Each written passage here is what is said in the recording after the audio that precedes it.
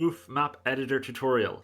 Firstly, we have to enable it. To do that, you go to settings, you click here, it's enabled, and now anytime in game, if you just press tab, it opens the map editor.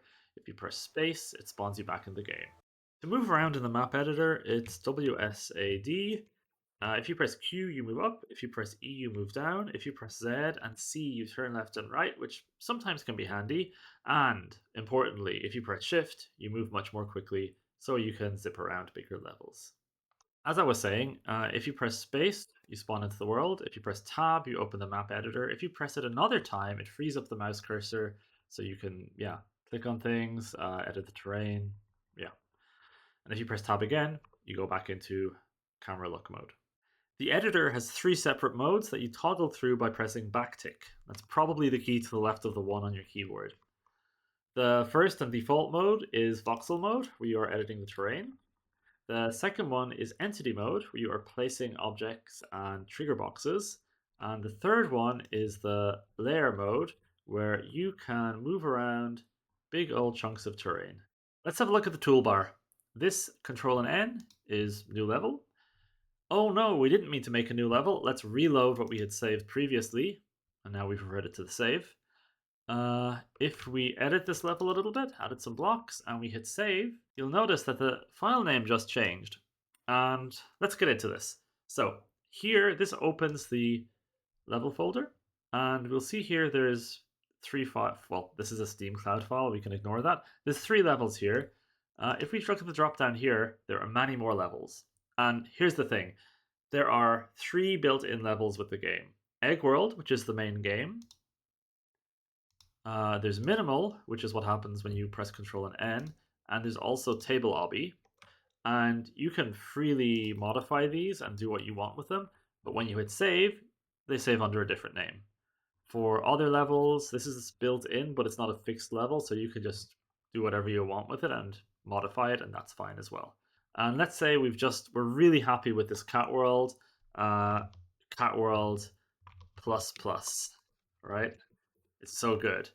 Then we can hit this button to upload it to the Steam Workshop. It took a screenshot, and in a couple of seconds, here we go. Now anyone can download our level by hitting subscribe. Also in this drop down, you'll notice there's some Steam Workshop levels, and they have the same level of protection as the main game. You can edit them and you save them, but when you save them, they're saved to a different file name. Also, we have Control and Z to undo and Control and Y to redo. Alright, the next section of the toolbar has the Voxel Tools. And let's start with the first one. The first tool is the standard Minecrafty click to place voxels voxel tool. Left click to place, right click to remove. And here you'll see we have textures we can choose. You can click, or you can hold shift and press the number keys, or you can use the mouse wheel. Also, we can change the page of the texture here with plus or minus, or you can hold control and use the scroll wheel to quickly go between them. And there is another way to change your selected tile. If you alt and click on something, you sample it. It's like an eyedropper tool. And that's very useful for editing existing levels. It just makes things a lot faster. There's an advanced feature here, which is very rarely used, which is if you hold control, you'll see it pushes the block that you're about to place 1 block away from the face you're pointing at. It can be useful in certain circumstances. Another thing is if you hold shift while placing, it kind of just sprays them around. And same if you hold shift when right clicking and just wiggle your mouse around, it will remove blocks. Now look over here. These are the various block shapes we can have. So we have the standard squares, but you can also have wedges. You can rotate them with this or pressing the or button, or you can flip them with the V button or by pressing this. And yeah, it's very, very useful. There's a whole bunch of different shapes, and you can make lots of nice surfaces with that. There's one forbidden shape. This is forbidden.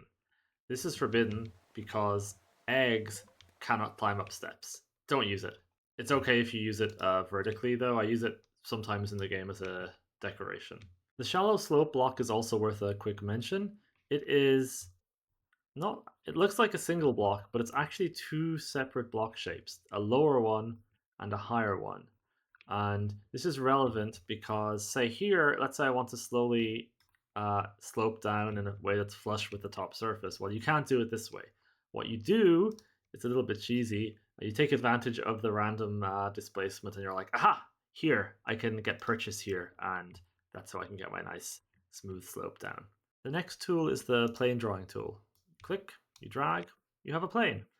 It is based on what face you're looking at, so you can do vertical ones as well.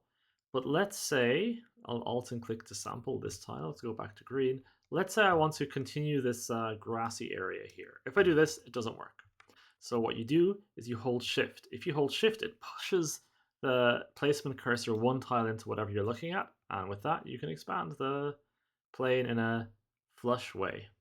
Also, if I'm dragging and I press Alt and I hold Alt, it'll then change so it's centered around the point I clicked at.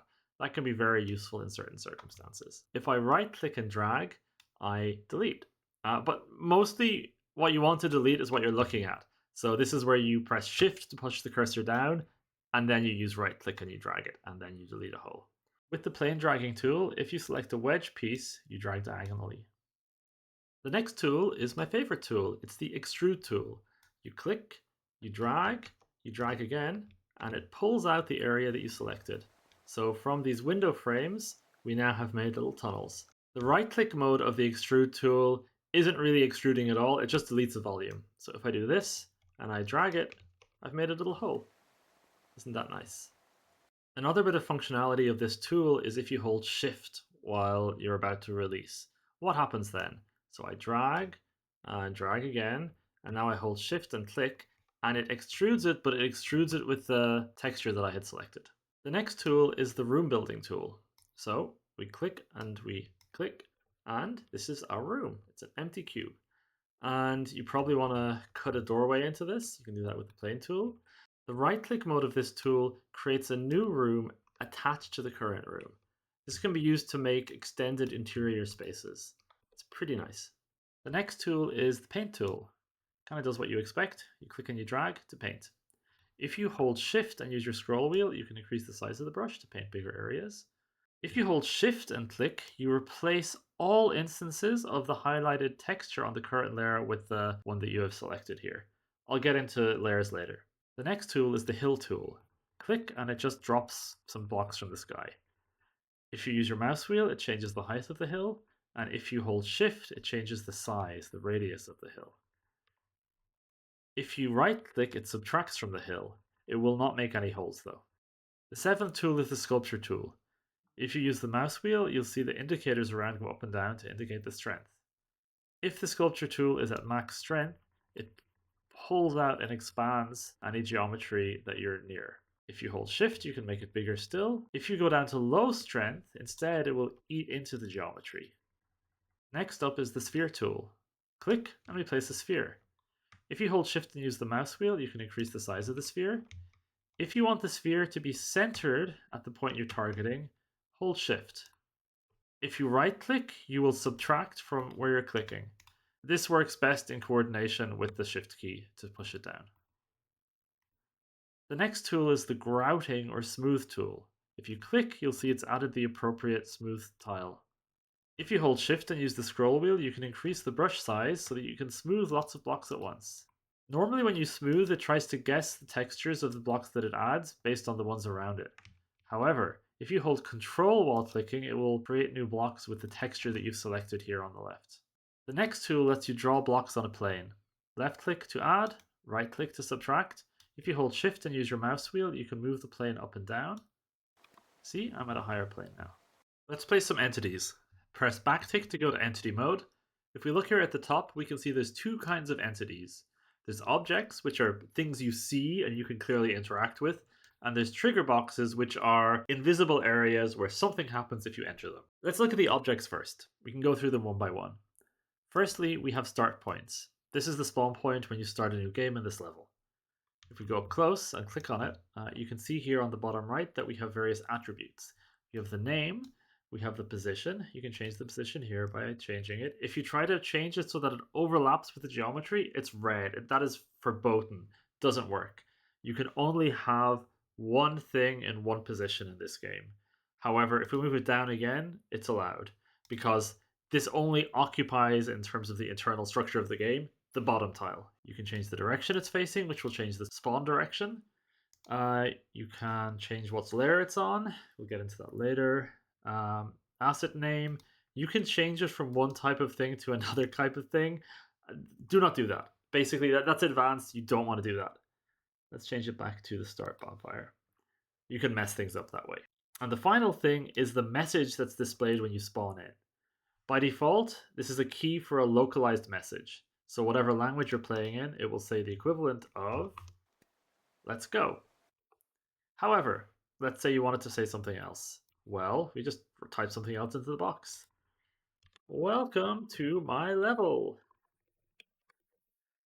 And now when we start a new game, it says, welcome to my level. The next tool are checkpoints, and they are exactly like you would expect in the game. They behave very like the start points as well. You can set an area name. So, ooh, spooky forest. And now, when you go to the game and trigger this, it says, ooh, spooky forest. Alright, the next thing are endpoints. They are functionally just the same as checkpoints. For custom levels, I didn't want hitting the end of a level to finish it to kick you out of the game, because people might be playing these multiplayer. So it's just a checkpoint that displays a special message when you finish it. If you want to display a custom end message, just change this here to something. You beat a level, and now if we spawn in, it'll say, you beat my level. Let's say you want to brighten up the mansion a bit. Well, we should add some torches. That's tool number 4. Here. Yeah, that's brighten things up a little bit. Don't go overboard, they may have performance implications, but a couple are fine. The remaining 3 objects aren't in the main game at all. This is a collectible. It is of no consequence, but when you pick them up, you see some messages and you hear a sound. 6 and 7 are just table and chairs.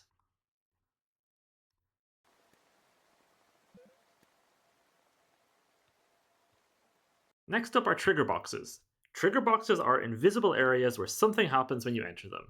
So for instance, we have a music trigger box. We can change the music track that's playing here. There are many more music tracks available to you than are in the base game. So we'll see here, music should start playing. And it plays regardless of whether we're in the box or not. The box just tells it to start playing. Pro tip, checkpoints should always be contained within music boxes for the area that they're in. That way, if I continue a game from the title screen, I'll hear the right music straight away. Next up are area labels. They just display some text when you enter them. Ooh. To resize a trigger box, you can just select it and you can drag these handles here. Alternatively, you can edit the values directly here in the box. This is handy when the sides are intersecting with walls or other geometry. One thing to note about trigger boxes is, just like objects, they occupy one single voxel in terms of the inner structure of the game. This trigger box is a 3x3 box, but its base coordinate is here. Nothing else can occupy the space coordinate. You may have noticed that fall damage in the game is somewhat inconsistent. There is no fall damage. If you want the player to oof, then you have to place a kill box. Let's place one here, and let's resize it a little bit.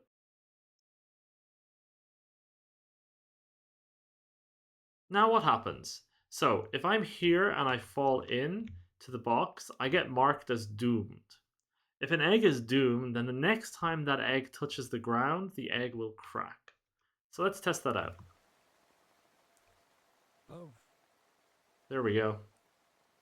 RIP little egg. If you are doomed, you cannot trigger checkpoints.